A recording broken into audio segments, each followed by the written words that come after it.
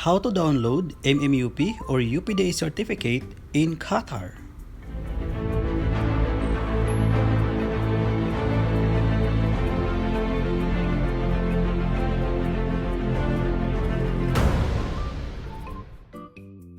Watch and learn and follow the steps. At sa mga kabayan po na manonood sa video ito, sundan nyo lang po, hindi na po natin kailangan pang i-translate from Arabic to English. Ayan, pagkapasok po, na-search na po natin yung mma.gov.qa, i-click po natin itong Engineers and Engineering. Pagka-click yan, papasok po yan sa MMA website. At ang una po natin gagawin is to log in. Yan, i-login po natin. Click login. Tapos gamitin po natin yung ating account kung yung ginamit natin nung nag-apply pa lang tayo, which is yung ating QID tsaka password.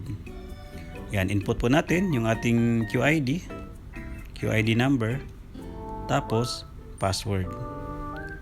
Pagkatapos ma-input po yung password, i-click lang po natin continue.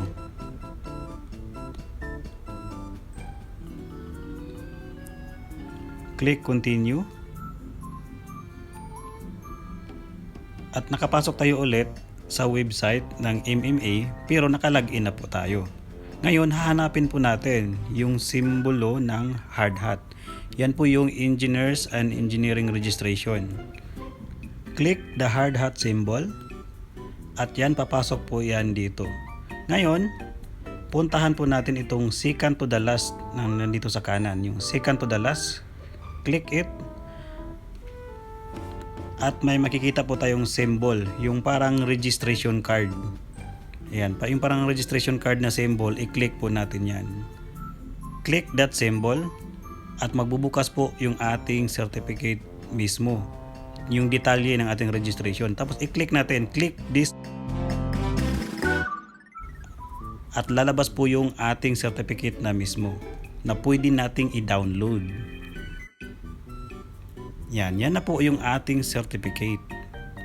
Yung Engineers and Engineering Registration Certificate, kompleto po ng ating detalye, yung ating grade, expiration date, at pwede po natin yung i-download. Click po natin yung download or print. I-print natin. Click print, tapos print to PDF. Para may soft copy na po tayong ma-save. Yan, pipili po tayo ng print to PDF. Mayroon diyang Microsoft PDF printer or mayroon kayong Adobe PDF. Ayan, i-click nang po natin print. So okay na siya. Click natin print. So print to PDF siya. So ngayon, pag nag-print to PDF tayo, isi-save yan sa ating computer. So lalagyan natin ng file name. So lalagyan natin MMUP certificate. At tandaan lang po natin kung saan po ito nakasave. Ayan, pagkatapos po nating malagyan ng file name, click lang po natin is yung save.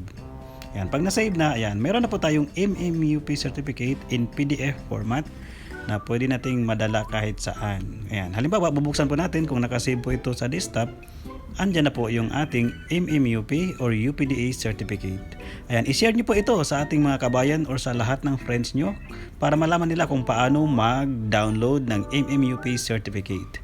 Maraming salamat po sa inyong panonood.